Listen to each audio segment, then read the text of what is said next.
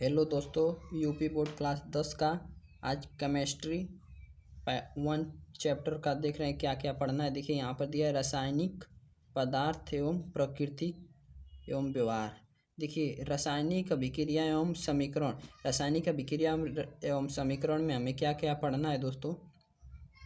आज सबसे पहले देख लीजिए कितना हेडिंग है दिया है। रासायनिक अभिक्रियाएं, रासायनिक समीकरण, रासायनिक समीकरण को लिखना, संतुलित रासायनिक समीकरण में इसका महत्व, और तीसरा रासायनिक समीकरण को संतुलित करना, चौथा रासायनिक समीकरण से ज्ञात होने वाले तथ्य, और पांचवा रासायनिक समीकरण की कमियां, और अगला रासायनिक समीकरण में भौतिक अवस्था के संकेत और रासायनिक अभिक्रियाओं के प्रकार। दोस्तों इन 1 चैप्टर में इतना हेडिंग सारी पढ़नी है।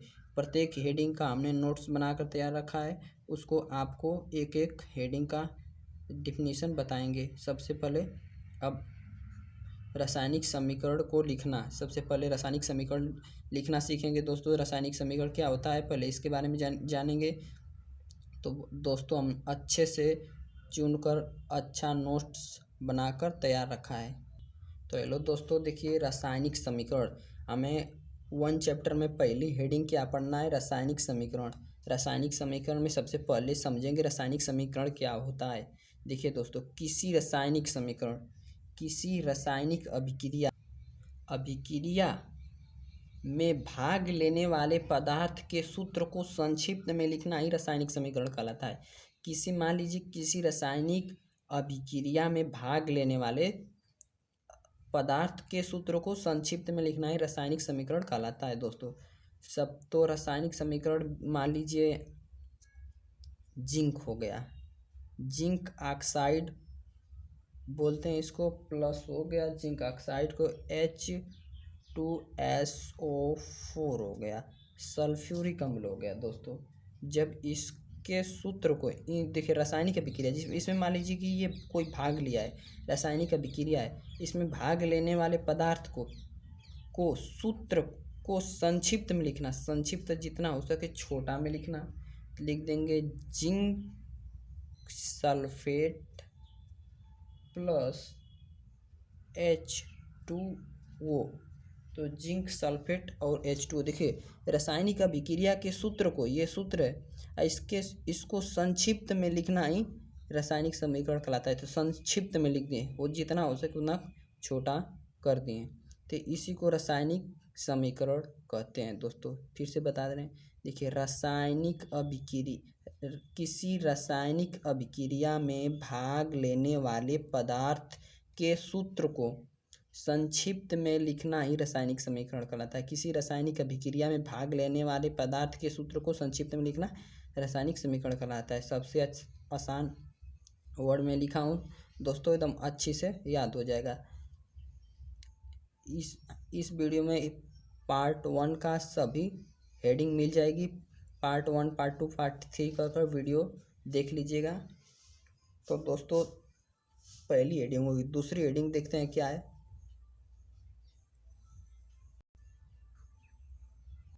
तो दोस्तों इसका उदाहरण लिख ले रहे हैं, यही उदाहरण जो बताए हैं। हो गया जिंक प्लस। तो दोस्तों उदाहरण में लिख रहे हैं, देखिए पूरा अच्छे से नोट्स बनाए, इसी से आप लोग फेयर करिएगा। ये नए सिलेबस के आधार पर ये नोट्स बनाए हैं। देखिए दोस्तों जिंक ऑक्साइड प्लस क्या, जिंक ऑक्साइड हो गया प्लस, देखिए सल्फ्यूरिक अम्ल भी बोलते हैं H2SO4 सल्फ्यूरिक अम्ल हो गया। जब इसको अभिक्रिया कराए हैं तो दोस्तों जिंक सल्फेट हो गया SO4 प्लस H2O। देखिए दोस्तों H2 हो गया। तो ये हेडिंग लिख लेंगे और इसमें उदाहरण ये डाल देंगे, सबसे आसान हो जाएगा। देखते हैं अगला नंबर हेडिंग क्या है दोस्तों। तो दोस्तों अगला नंबर हेडिंग है संतुलित रासायनिक समीकरण। संतुलित रासायनिक समीकरण किसे कहते हैं दोस्तों। ये बोर्ड के पेपर में यदि क्वेश्चन आए कि संतुलित रासायनिक समीकरण क्या है, तो हम हेडिंग लिखेंगे ऐसे समीकरण जिनके बाएं व दाएं दोनों तत्व के परमाणु संख्या बराबर होते हैं वह संतुलित समीकरण कहलाता है। दोस्तों देखिए दोस्तों, समझने की कोशिश कीजिए। सबसे आसान वर्ड है, ऐसे समीकरण जिनके दाएं व बाएं के परमाणु क्रमांक बराबर होता है या परमाणु संख्या बराबर होती है, उसे हम रासायनिक समीकरण कहते हैं। दोस्तों मान लीजिए कि जितना तत्व इधर रहेगा उतना तत्व इधर भी रहना चाहिए।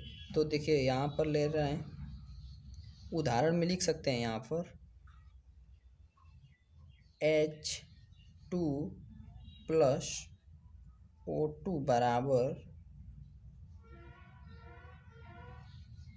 H2O। देखिए यहाँ पर H2O, देखिए यहाँ संतुलित करना है। जितना पक्ष इधर होगा उतना पक्ष इधर, मतलब जितना ऑक्सीजन इधर उतना ऑक्सीजन इधर भी रहना चाहिए, जितना हाइड्रोजन इधर इतना हाइड्रोजन इधर। लेफ्ट और राइट दोनों साइड रहना चाहिए। देखिए राइट कितना है, हाइड्रोजन 2 है देखिए, और लेफ्ट भी हाइड्रोजन 2 है। और ऑक्सीजन देखिए यहाँ राइट तरफ ऑक्सीजन 1 है, यहाँ पर 2 है, तो यहाँ 2 कर देंगे तो देखिए 2 ऑक्सीजन हो जाएगा, हाइड्रोजन की संख्या बढ़ जाएगी। तो देखिए हाइड्रोजन की संख्या जब बढ़ जाएगी तो यहाँ पर भी 2 कर देंगे। तो देखिए हाइड्रोजन 4 हो गया, यहाँ पे हाइड्रोजन 4 हो गया। देखिए ऑक्सीजन 2 और ऑक्सीजन 2 हो गया। देखिए इसी को कहते हैं संतुलित रासायनिक समीकरण, जिसका दायां पक्ष और बायां पक्ष बराबर हो। जिसका दायां पक्ष और बायां पक्ष बराबर हो उसे संतुलित रासायनिक समीकरण कहते हैं। दोस्तों सबसे आसान वर्ड में देखिए, हमारा रासायनिक अभिक्रिया एवं समीकरण पार्ट वन में दूसरा नंबर हेडिंग पढ़ना था। अब देखते हैं तीसरा नंबर हेडिंग में क्या है। दोस्तों सबसे अच्छे तरीके से नोट्स देखिए। दोस्तों क्वेश्चन कैसे आ सकता है, संतुलित रासायनिक समीकरण एवं महत्व। संतुलित रासायनिक समीकरण क्या है और इसके महत्व लिखिए। देखिए रासायनिक संतुलित समीकरण का महत्व, देखिए इस क्या महत्व होता है। देखिए इससे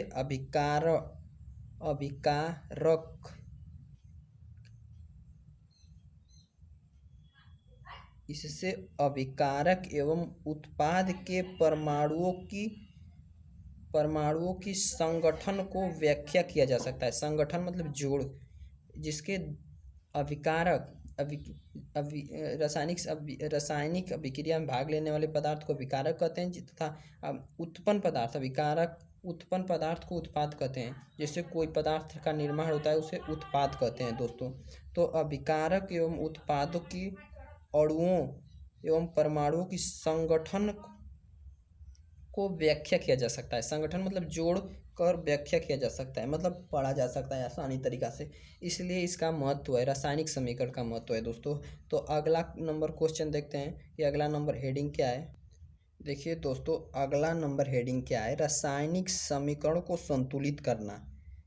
इसके बारे में जानेंगे कि मतलब क्यों संतुलित किया जाता है। जिन रासायनिक समीकरण के दोनों पक्ष में प्रत्येक तत्व के परमाणु की संख्या बराबर नहीं होती है, मतलब कि जितना तत्व इधर है उतना तत्व इधर नहीं रहेगा, तो उनमें प्रत्येक तत्व के परमाणुओं की संख्या को बराबर बनाने की प्रक्रिया ही संतुलित समीकरण कहलाती है। देखिए मतलब कि समझने वाली बात यह है कि जितना तत्व इधर, मान लीजिए हाइड्रोजन इधर 2 है तो इधर भी हाइड्रोजन 2 रहना चाहिए। तो इधर O देखिए 2 है और कुल मिलाकर यहाँ पर दोनों तत्व बराबर रहना चाहिए। जैसे मान लीजिए जितना तत्व इधर है उतना तत्व इधर बनाने की प्रक्रिया को ही रासायनिक समीकरण को संतुलित करना कहलाता है। देखिए जिन रासायनिक समीकरण के दोनों पक्ष में प्रत्येक तत्व के परमाणुओं की संख्या बराबर नहीं होती है, मतलब कि जितना तत्व इधर है उतना तत्व इधर नहीं रहेगी, तो इसको जितना तत्व इधर है उतना तत्व इधर करने की प्रक्रिया को ही रासायनिक संतुलित समीकरण करना कहलाता है। देखिए दोस्तों अब संतुलित समीकरण अगला नंबर क्वेश्चन पढ़ेंगे क्या है।